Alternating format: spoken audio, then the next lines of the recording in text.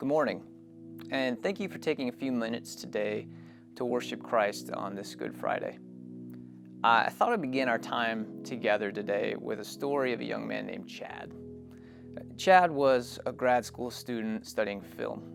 He wanted to direct movies more than anything in his life, and in the middle of his program, he got the opportunity. He prayed about it, and he felt that God had blessed the opportunity, and so Chad dropped out of his program and he began filming. It was going to be his big break, except that it wasn't. By the time he'd finished, one reviewer called the film the worst movie I have ever seen in my entire life. And I've seen Sharknado. That's a quote, by the way. Chad writes, "I had punched all the boxes. I'd done all the things I was supposed to do, and God had not kept his end of the bargain. I was broken and bitter, deeply in debt, and painfully single." What a thorn in the flesh, right? Chad is a great example of living with life's thorns. You know what I mean by thorns, right? It's those painful, persistent predicaments that dig into our lives and that cause us serious grief. Wouldn't life be better without the thorns? On the surface, it sure seems like Chad certainly would have been better off, but I'm not real sure he would have been. We're going to see what I mean as we continue to talk about this, but before we get back to Chad's story, I'm sure you've probably felt the same way about the thorns in your life. I'd be better off if I didn't have to deal with this. Sometimes it's hard to understand why we suffer thorns. And this is an issue that the Apostle Paul had wrestled with for a long time in his life. He shares that experience with us in the book of 2 Corinthians chapter 12. Now, maybe one of the more surprising things he shows us in that passage is that thorns are not universally bad things, like maybe we suspect. In fact, we might have kind of a conflicting experience of life's thorns. In our passage, Paul is dealing with a situation in which the people of Corinth see him as kind of weak and not really that impressive of a man. I mean, after all, he was kind of short and he'd been run out of almost every city in Greece, and so there wasn't a lot about his stature or his resume that bowled them over. And in trying to talk to these people, Paul could have mentioned the spiritual accolades that he had accumulated. For example, in 2 Corinthians, Paul describes the visions that he had been given by God that consisted of things so fantastical that mortal men could not bear to view them. And that was an impressive boast. It would kind of maybe be like seeking financial advice from someone who wears worn-out work boots and a trucker hat. That's not really what financial moguls tend to dress like, That's some pretty plain attire. But if that homely dressed person started mentioning how they had just flown back from the Swiss Alps after having brunch with Warren Buffett at his chalet, your ears might perk up a little bit. This person's experiences would lend credibility to their words. Now, Paul didn't look the part. He had work boots and a trucker hat, if you will, but he had plenty of spiritual experiences that would have won over people's attention. And he could have boasted and bragged about those things, but he didn't. Instead, this is what we read in 2 Corinthians 12, verse 7. "To keep me from becoming conceited because of these surpassingly great revelations, there was given me a thorn in my flesh, a messenger of Satan to torment me." Now, our first instinct may be to zero in on that last part, that part about his thorn in the flesh tormenting him, but that isn't all that he says. Did you notice the first part? His thorn was given to humble him, so that he wouldn't become conceited. Having been shown such amazing things, this thorn, whatever it was, and we're not really told, it was to serve a purpose. It was the purpose of humility. Now, notice that I didn't say that it was a pleasant or easy purpose. I said it was a beneficial purpose. Oftentimes, what is beneficial is not pleasant or easy. Just as an example, I broke my nose a few years ago. The story I won't get into. And I had not a major, minor surgery as a result of that to correct the damage. And it was no big deal. They put me out, snapped it back in place, and I was fine. My sister had a very different experience, however. She had broken her nose when she was younger. And her nose was smaller as a child, and so it went unnoticed. But as she grew up, it became more obvious what had happened. And she also had some sinus complications because of it all. And so as a result, it had to be corrected. Now, the wound had healed, and she had grown up and progressed so far in life that in order to fix it, they had to re-break her nose, which was a very painful experience, not a pleasant thing, and not an easy thing. But ultimately, it was a beneficial and I would even say a necessary thing. Sometimes the thorns in our lives have a beneficial purpose. They often serve to correct something that sin has broken in us.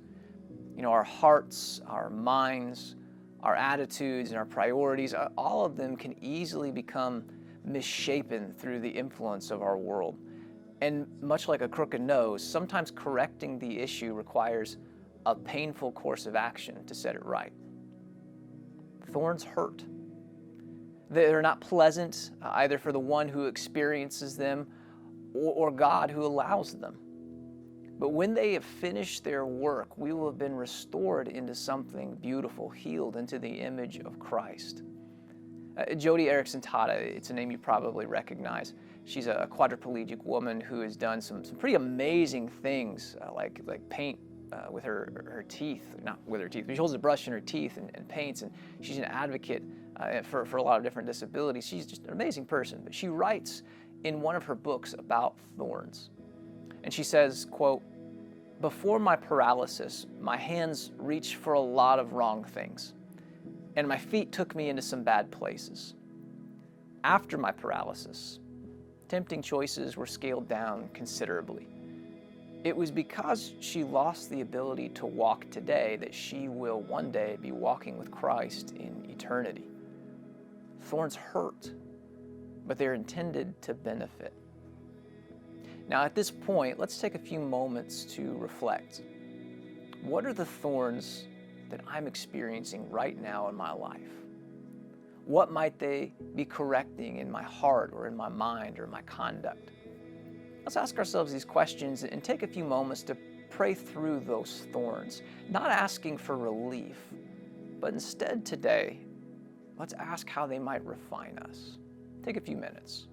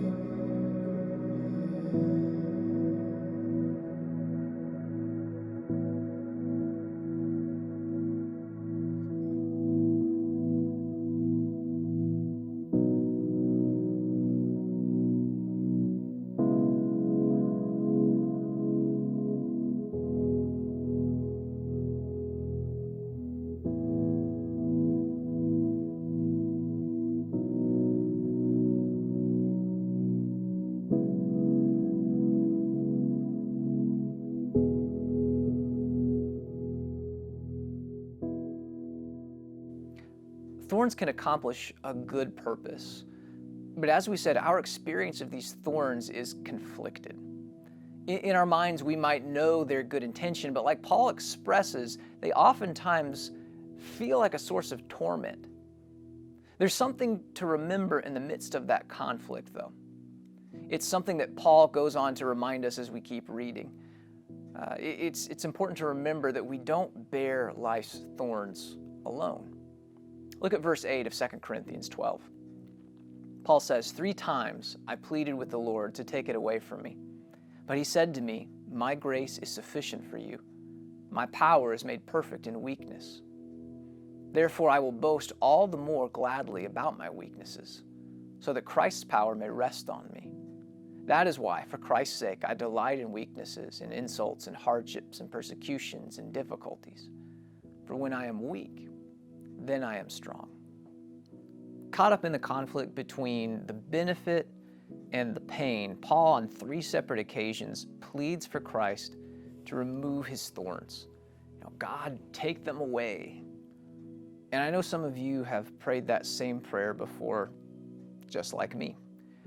We want God to substitute our thorns with something more pleasant. But that isn't what God often does. His goal isn't substitution. Rather, his goal is transformation. Rather than give Paul a solution, he sustains him with the power of his grace. Thorns hurt, but God doesn't leave us to bear those hurts alone. He supplies his grace to sustain us as well. Now, this is probably a good point to stop and ask, what is grace? We often associate grace with forgiveness and salvation, and those are the ultimate displays of God's grace. But his grace works in our lives in other ways as well. Grace, when you really get down to it, is God's unmerited favor and his power in our lives. His grace sustains our daily lives. It delivers us from darkness and danger. It empowers us to act and to serve. We experience his grace, that undeserved favor, in so many ways every day. God's grace is sort of like oxygen in that way. You need it every moment of every day, and you experience its benefit continually. But like oxygen, you often become so accustomed to its presence that you probably don't even notice it's there until you really, really need it. For example, I've had 1 cigarette in my life, and after I finished it, my head felt kind of light and a little fuzzy, and I thought to myself, this is either the nicotine kicking in, or I've just been deprived of oxygen for so long that I now fully appreciate it. I didn't know what the case was. You don't realize how significant oxygen is until you really need it. The same's true of God's grace. And it's kind of funny. Do you want to venture a guess as to when people most clearly recognize their need for God's power and God's grace? It's not when life is easy and pleasant. It's when they're feeling the thorns. You see, there's something about that unpleasant pain that brings clarity to our vision and our understanding. I'm a pretty independent guy. I really don't like for people to dote over me and to make a fuss over me, and that includes my wife most of the time. I'm fairly young, I'm strong, I'm capable. I like to handle life on my own until I get the flu. That's when I become the world's biggest baby. And I don't want to handle life on my own anymore. I want someone to take care of me, and I want someone to dote over me, and I want somebody to just kind of be there to baby me a little bit, if I'm honest. And so I rely heavily on my wife when I get sick, because I'm worthless when I'm ill. There's just something about that weakness that makes me so much more willing to rely on someone else's strength. And that's what God means here when he says that his grace is made perfect in weakness.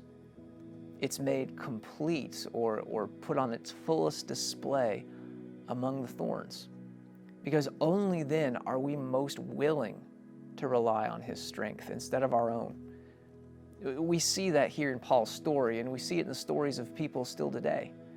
Do you remember Chad that we talked about earlier, the guy who made the terrible movie?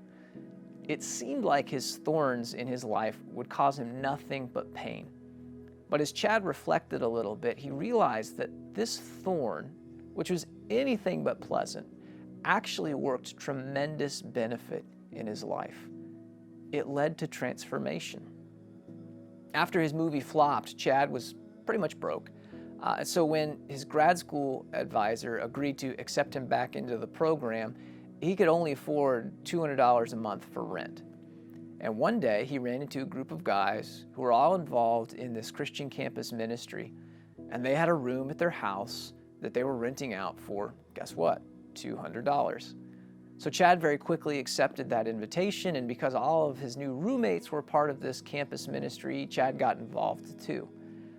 And through that ministry, God shaped and restored Chad's heart into something beautiful. Now, he confesses that previously he was all about his own dreams and his own work. In fact, he defined himself by these things. But because of what came through these humbling, painful thorns, he now understands how God sees him.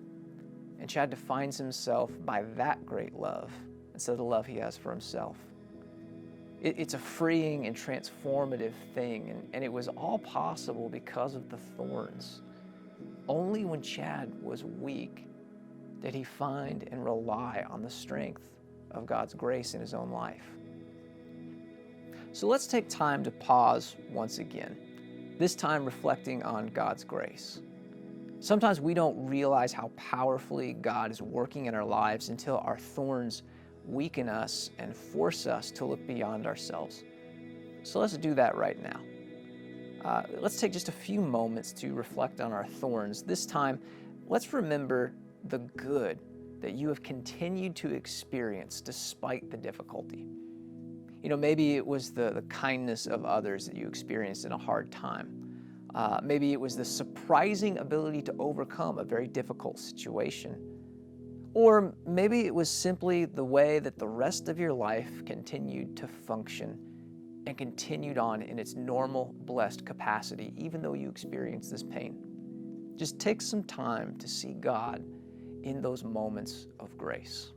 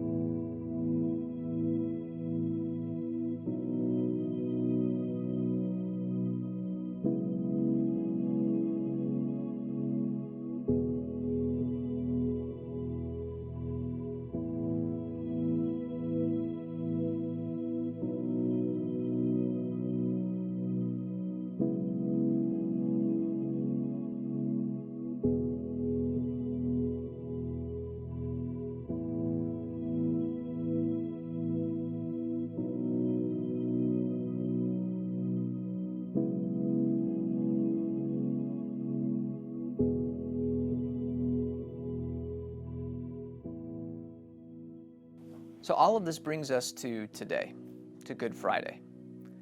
In all of this talk about thorns and God's grace and how they work together for God's purposes in us, it's important to remember the one in whom all of this comes together. It's kind of a tall order to ask someone to trust that God is going to sustain them and refine them through their thorns. I mean, whenever someone's hurting, that's not really what they want to hear. For example, my 6-month-old Ben, he was sitting in his high chair the other day, just waving his hands around pretty aggressively, and on one of the downward motions, he smacked his his knuckles on the lip of his tray, and his little lips started to quiver, and tears started to well up in his eyes, and before you know it, he just started to wail. Now, I could have said to him, Benjamin, there's a lesson to be learned here, son. We don't wave our hands all around like that for a very good reason. So next time, control yourself. And while that would have been absolutely true, Ben's response would have been just continued and steady tears and wailing, because when hurt people, get hurt, they don't want lessons. I mean, think about the last time you got hurt and somebody said, now what did we learn here? You probably just got frustrated with them. We don't want lessons. We want comfort. Even Paul admits that God's answer wasn't what he wanted. That's why he asked God 3 separate times for relief. I don't know, maybe his answer will be different this time. I'm not really sure why he asked 3 times, other than this isn't really what I wanted to hear. But God doesn't ask us to trust him like this blindly. He's shown us that this word is true through Christ and his example. Jesus bore his own thorns, a whole crown of them, in fact, right before they nailed him to a cross. And just like Paul and just like you and I, Jesus had that moment, and actually 3 moments in the garden, where he asked God to take this cup away, remove this thorn. But ultimately, that's not how the story would play out. Now, Jesus would wear those thorns, and he would bear that cross, and he would feel that hurt. And Jesus would be brought to a place of complete and utter weakness, dead, buried, just seemingly completely defeated.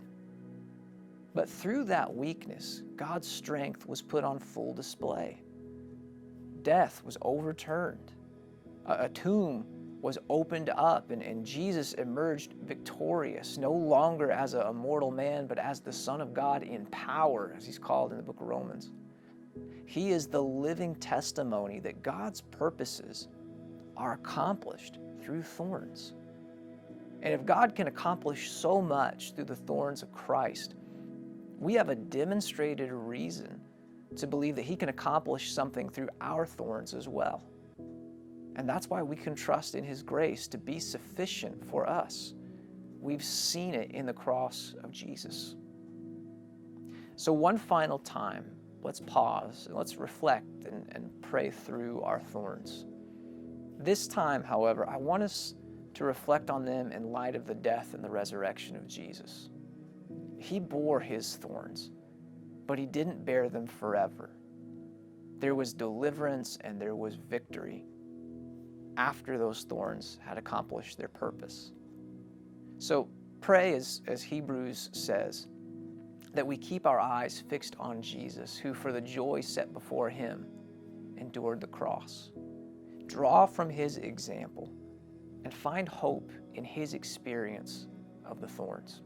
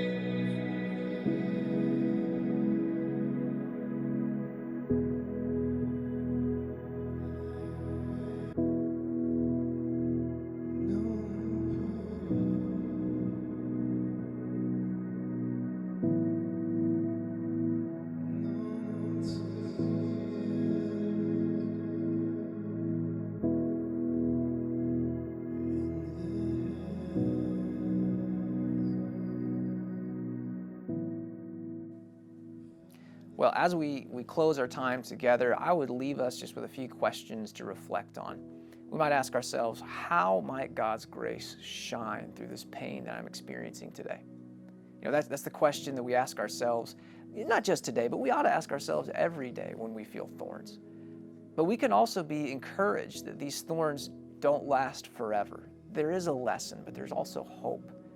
These thorns are just a preamble to something greater. And that's what we're going to be talking about this coming Sunday as we celebrate the resurrection. I know it'll be an unusual experience for us as we're not all gathered together in the building, but we will be gathered together digitally, and we will be celebrating the resurrection of Jesus. So we hope that you can join us 10:30 a.m. on Facebook. See you there.